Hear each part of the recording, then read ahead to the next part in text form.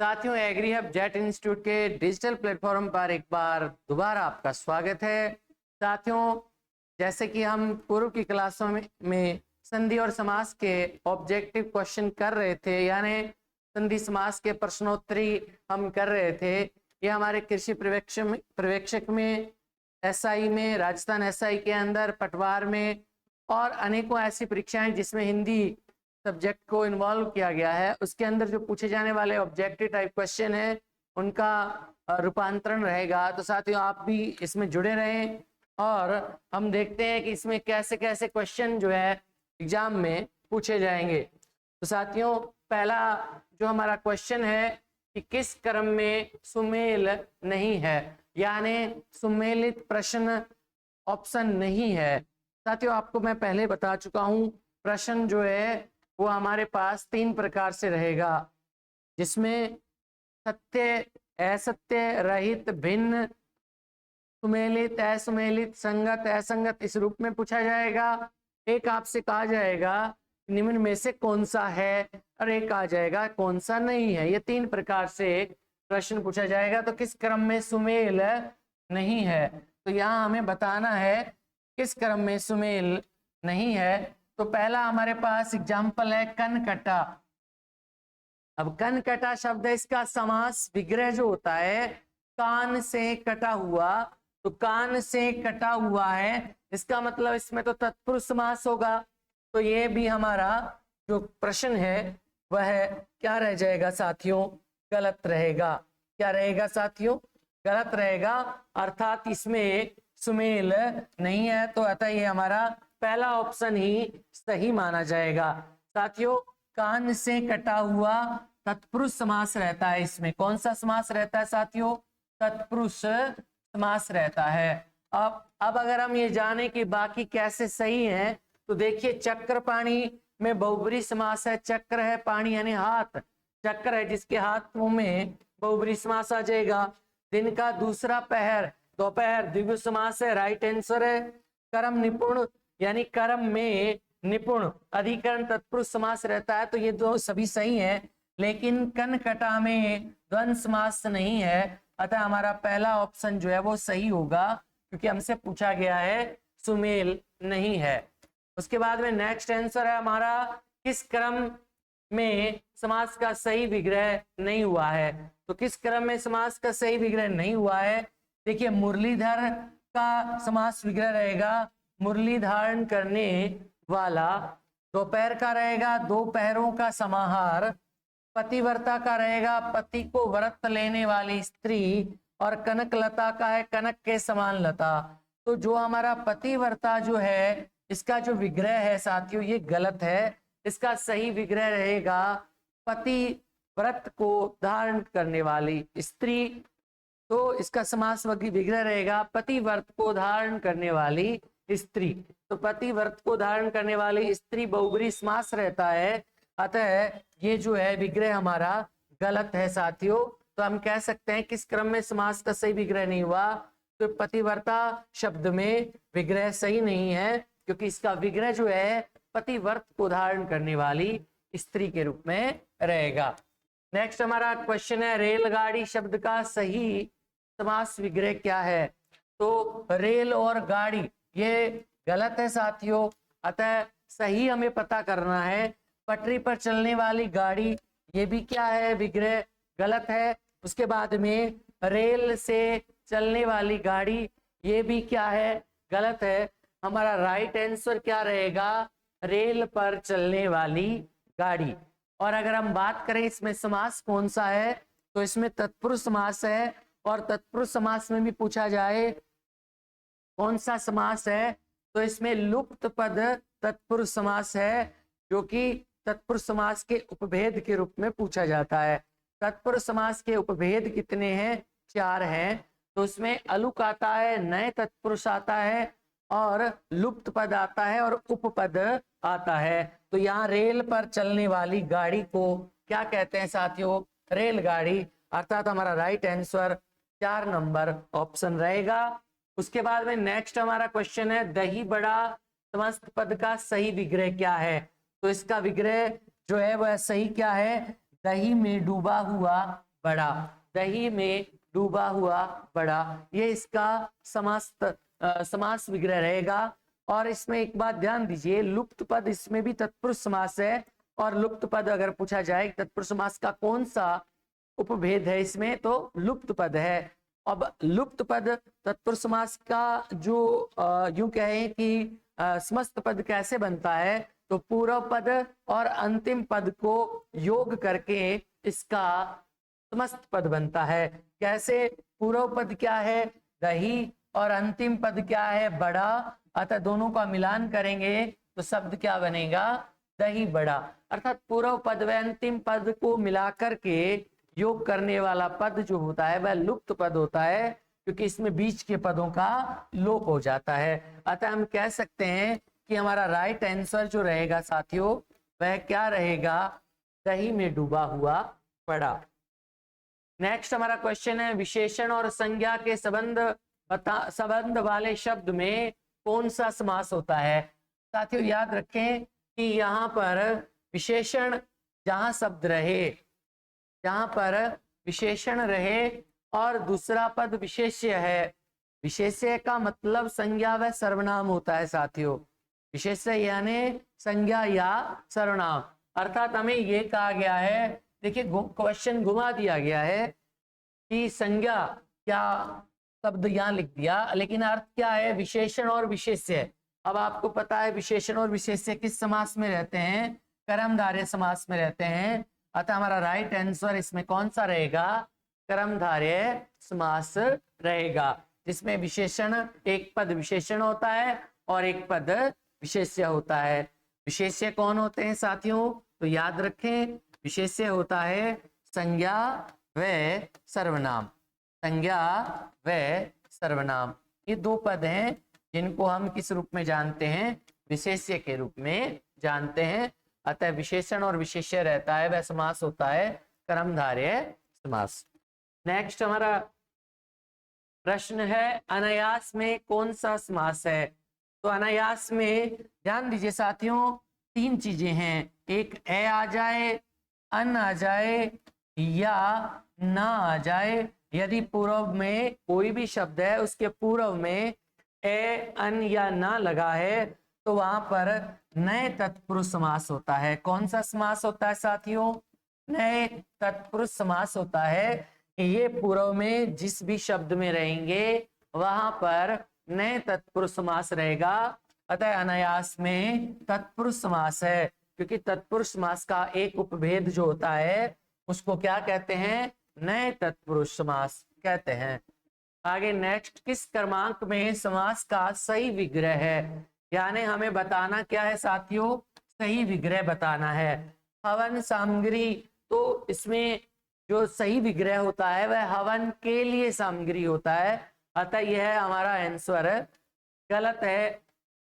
दूसरी बात, घृत पका, घृत का पका हुआ ये शुद्ध विग्रह नहीं है, क्योंकि घृत से पका हुआ होता है। सभा पंडित, सभा में पंडित होता है, अतः सही नहीं है। हमसे पूछा है सही, तो सही क्या है? अहरनिश, और अहरनिश का विग्रह क्या है? अहन और निशा। अहन का मतलब दिन होता है साथियों, क्या होता है? दिन होता है। और आपको पता है दोनों पद प्रधान होते हैं, वहां विग्रह करने पर और शब्द का प्रयोग होता है, या का प्रयोग होता है, या दोनों पदों के बाद आदि शब्द का प्रयोग होता है। अतः हमारा राइट आंसर क्या रहेगा? अहरनिश में अहन और निशा, ये इसका राइट आंसर रहेगा समास का सही विग्रह के रूप में।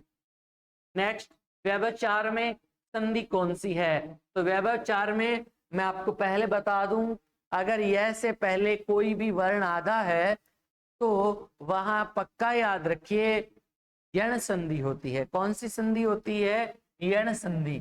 विग्रह करेंगे कैसे? यह से पहले वह है, वह के अंदर हम ई की मात्रा लगाएंगे और यहाँ शब्द दूसरा जो रहेगा विधन अभिचार होगा। विधन अभिचार शब्द निर्माण करेंगे तो क्या बनेगा? व्यवचार बनेगा।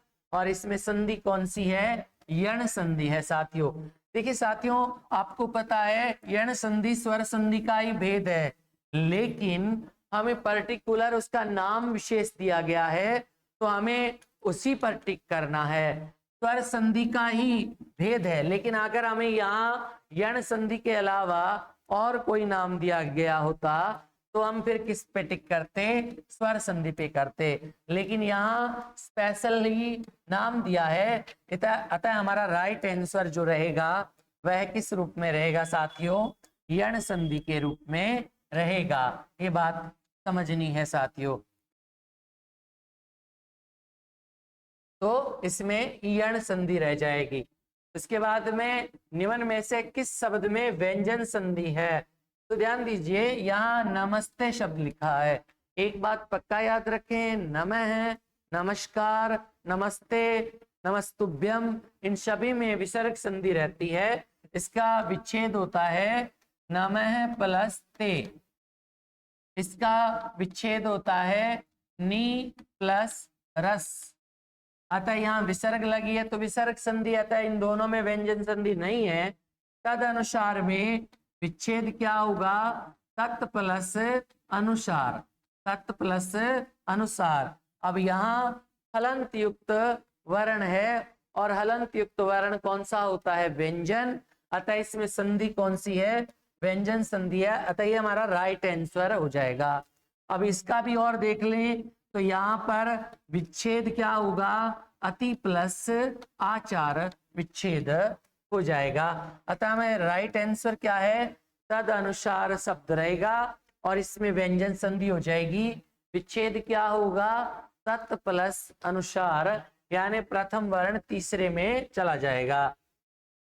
नेक्स्ट, वसुदेव शब्द में संधि है। पहले हम वसुदेव शब्द है इसका विच्छेद करते हैं, तो इसका विच्छेद रूप अगर होगा तो वसुधा प्लस एव होगा। अब ए के बाद में ए आ गया तो ए और ए को मिलाकर आई बनता है। आई आदेश होने के कारण यहाँ वृद्धि होती है, अतः संधि कौन सी होगी, इसमें वृद्धि संधि होगी। इसके और एग्जाम्पल होते हैं, जैसे सदैव होता है, यथेव होता है, इसके अलावा महोषधि है, वनौषधि है ना। ये सभी एग्जाम्पल जो है वृद्धि संधि के रहते हैं। तो वसुदेव में संधि कौन सी होगी, वृद्धि संधि हो जाएगी। इसके अलावा नेक्स्ट हमारा क्वेश्चन है, निम्नांकित में सही संधि किस शब्द में हुई है? तो ध्यान दीजिए, सत धन मति है तो यहाँ पर तय के बाद में मैं आ गया। साथियों याद रखें, वर्ग का पहला वर्ण है, उसके बाद मैं आए या न आए तो पहला है वह अपने पांचवें में चला जाता है, यानी तय का पांचवा क्या होता है, न, यानी शब्द क्या बनना चाहिए था, सन्मति बनना चाहिए था। अतः यह शब्द बना सम्मति, अतः ये हमारा राइट आंसर नहीं है, क्योंकि हमें क्या पूछा गया है साथियों, सही संधि विच्छेद पूछा गया है। सम प्लस मान है। साथियों ध्यान दीजिए, अगर मैं के बाद में मैं आ जाए तो मैं जो है वह द्वितीय वर्ण के रूप में चला जाता है। तो यहाँ शब्द क्या बनना चाहिए, सम्मान बनना चाहिए। क्या बनना चाहिए साथियों, सम्मान बनना चाहिए, लेकिन शब्द क्या है, सन्मान है, जो कि हमारा राइट आंसर नहीं है। उसके बाद में वाक धन ईश्वर है, तो आपको पता है वर्ग का पहला वर्ण है और उसके बाद में स्वर आ जाए तो पहला वर्ण अपने तीसरे में जाएगा। तो कै का तीसरा ग होता है, अर्थात इससे बना हुआ शुद्ध शब्द क्या होता है, वागीश्वर होता है, जबकि यहाँ वाकीश्वर लिखा है जो कि सही नहीं है। लास्ट हमारा एग्जाम्पल है उत धन हार, और इससे बना हुआ शब्द क्या है, उद्धार है। अतः ये हमारा राइट आंसर है, क्योंकि साथियों तय के बाद यदि है आ जाता है तो तय का बनता है द और है का बनता है ध, तो ये शब्द निर्माण सही हुआ है। अतः हमारा राइट आंसर क्या होगा, उत प्लस हार उद्धार, ये हमारा राइट आंसर हो जाएगा। इसके बाद में नेक्स्ट हमारा प्रश्न है, दिग्दर्शन में कौन सी संधि है? तो आप अगर इसका विच्छेद करेंगे तो पहला शब्द जो है वो दिक है और दूसरा शब्द है दर्शन। दिक माने दिशा होता है, दर्शन यानी दर्शन, दिशा का दर्शन। तो दिशा का दर्शन यानी इसमें कै जो हलंत युक्त है और हलंत युक्त वर्ण जो होता है व्यंजन होता है, अतः इसमें हमारी संधि है व्यंजन संधि हो जाएगी। साथियों सिंपल है बहुत कि प्लस से पहले यदि विसर्ग है तो विसर्ग संधि, प्लस से पहले हलंत लगा है तो व्यंजन संधि, और प्लस से पहले ना विसर्ग है ना हलंत है तो स्वर संधि हो जाएगा। अतः प्लस से पहले हलंत लगा है तो व्यंजन संधि हो जाएगा। उसके बाद में हमारा नेक्स्ट जो प्रश्न रहेगा, इनमें से किस पद में संधि व समास दोनों है, यानी ऐसा कौन सा ऑप्शन है जहां संधि भी है और समास भी है। तो हम देखते हैं दिन रात में संधि नहीं हो सकती साथियों, यहाँ केवल और केवल समास है, और इसमें समास रह जाएगा द्वंद्व समास दिन और रात। पंचवटी में साथियों संधि नहीं हो सकती, यहाँ केवल और केवल समास है। यहाँ दो अलग अलग पद हैं, एक पांच है और एक वट है। पांच और वट को मिलाकर पंचवटी बना, और इसमें हमारा द्विगु समास है, और इसका विग्रह रहेगा पांच वटों का समूह। चंद्रमुखी में संधि नहीं हो सकती, यहाँ केवल और केवल समस्त पद है, यानी सामासिक पद है, और इसका विग्रह रहता है चंद्रमा के समान मुख वाली, यानी कर्मधारय समास रहता है। यहाँ चंद्रमा जो है उपमान है और मुखी है ये उपमेय है, अतः हम कह सकते हैं इसमें संधि नहीं हो सकती। लेकिन हमारा प्रश्न है कि संधि व समास दोनों बताना है। यहाँ देखिए हमारे पास एक शब्द है रामानुज। क्या शब्द है साथियों? रामानुज है, और इसका विग्रह क्या होगा? राम का अनुज, यानी इसमें संधि भी है और समास भी है। संधि क्या हो जाएगी? राम धन अनुज हो जाएगा, यानी राम धन अनुज को मिलाकर शब्द क्या बन जाएगा? रामानुज बनेगा, जो कि दीर्घ संधि का एग्जाम्पल है। राम का अनुज, ये इसका विग्रह हो जाएगा। अतः हम कह सकते हैं चौथा ऑप्शन हमारा राइट आंसर है, जिसमें रामानुज शब्द में संधि भी है और समास भी है। नेक्स्ट हमारा जो प्रश्न रहेगा, शीत ऋतु शब्द में समास है। शीत ऋतु शब्द में समास है तो आप शीत ऋतु शब्द में संधि है, संधि पूछा गया है, समास नहीं पूछा गया। तो ध्यान दीजिए इसका विच्छेद क्या होगा? शीत प्लस ऋतु हो जाएगा। तो यहाँ ए और री का योग करने पर जो बनता है अर बनता है, और अर से शब्द निर्माण होकर क्या बन गया? शीत ऋतु बन गया। अतः शीत ऋतु में जो संधि होती है वह हमारी गुण संधि होती है। इसके और एग्जाम्पल हैं, सप्तधन ऋषि सप्तर्षि बन जाएगा। उसी प्रकार जैसे महाधन ऋषि, महर्षि, राजाधन ऋषि, राज ऋषि, बसंत ऋतु, ग्रीष्म ऋतु, शरद ऋतु, ये सभी इसी के एग्जाम्पल हो जाएंगे। उसके बाद में नेक्स्ट है सिद्धांत शब्द का सही संधि विच्छेद क्या है।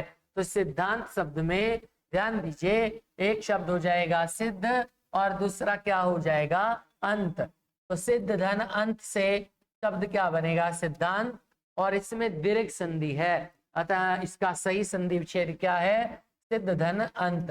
बाकी जो ऑप्शन है वो गलत हैं।